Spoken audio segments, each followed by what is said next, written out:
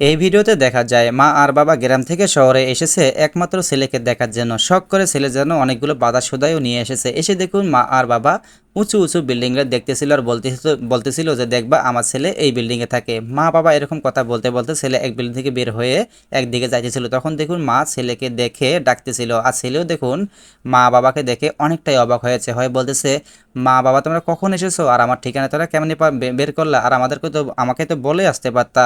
তখন মা বলতেছে বাবা তোকে দেখার ইচ্ছে হইতেছিল, এই কারণে তোকে না বলে আমরা আসছি। তখন কিন্তু দেখুন ছেলে মা বাবাকে দেখেও কিন্তু খুশি হয় না, কারণ ছেলের স্ত্রী অনেক বড় লোক, আর এই মা বাবাকে দেখলে ছেলের স্ত্রী মেনে নাও নিতে পারে। এই কারণে ছেলের একটু মন খারাপ মা বাবাকে দেখেও, যেখানে মা বাবাকে দেখে খুশি হওয়ার কথা সেখানে মা বাবাকে দেখেও অনেকটা মন খারাপ করেছে। এরপর দেখুন বাবা যে বাজারগুলো নিয়ে এসেছে এগুলো ছেলে হাতে দিল, ছেলে সেগুলো ফেলাই দিল, দিয়ে বলতেছে আমি কি তোমাদেরকে বলছি আমার কাছে আসার জন্য আর আমার কাছে এগুলো নিয়ে আসার জন্য? আমি কি তোমাদেরকে বলছি আমার জন্য কিছু নিয়ে আসতে, আর তোমরা আসছো কেন?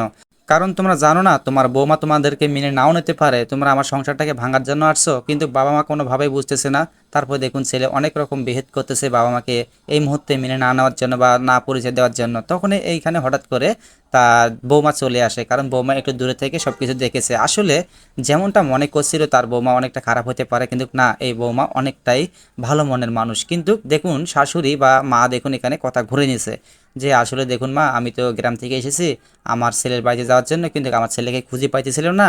তাই এই ভদ্রলোককে আমি জিজ্ঞেস দিয়েছিলাম যে আমার ছেলের বাসা কই, তুমি কি চিনো কি না আসায় বিষয় এইসব বলে মা দেখুন কথা ঘুরেতেছে।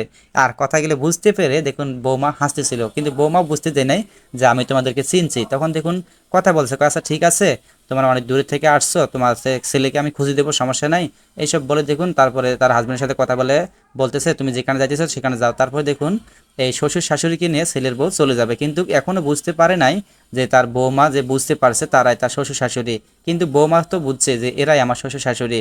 তারপর দেখুন ব্যাগটা নিতে ধরলো, কিন্তু ব্যাগটা অনেক ভারী তো সেটাকে নিতে পারলো না, না নিয়ে দেখুন শ্বশুর শাশুড়ি সেটাকে মানে উস্কে নিল, নিয়ে দেখুন সে বলতেছে চলো আমার ঘরে চলো। তারপর দেখুন আস্তে আস্তে শ্বশুর শাশুড়িকে নিয়ে বৌমা চলে যাচ্ছে, কিন্তু শ্বশুর শাশুড়ি এখনো বুঝতে পারে নাই যে তার ছেলের বউ বুঝতে পারেছে যে আমরাই তার শ্বশুর শাশুড়ি। তারপর দেখুন আস্তে আস্তে শ্বশুর শাশুড়িকে নিয়ে ঘরের দিকে চলে আসলো। এসে দেখুন শ্বশুর শাশুড়িকে ঘরে রেখে বৌমা বলতেছে যে তোমরা এখানে রেস্ট নাও, আমি একটু ভিতর রুম থেকে আসি। তখন দেখুন ছেলের বউ ভিতরে মানে ঘরের ভিতর রুমে চলে গেল। তখন মা আর বাবা দেখুন পুরো ঘরটাকে দেখতেছে আর অবাক হয়ে গেছে যে আমার ছেলে এত বড় রুমে থাকে, এত সুন্দর একটি রুম, এরকম ভাবতে ভাবতে এক পর্যায়ে মা দেখতে পারে যে টেবিলের উপর তার ছেলের ছবি এখন সাজিয়ে রেখেছে।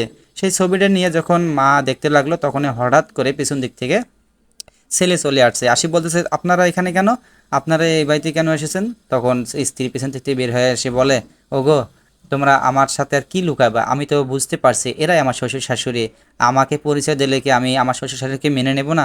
এরকম ছেলের বউ প্রতিটি ঘরে ঘরে হোক সেই কামনা করে আজকের মতো এখানে বিদায় নিতেছি। আল্লাহ হাফেজ।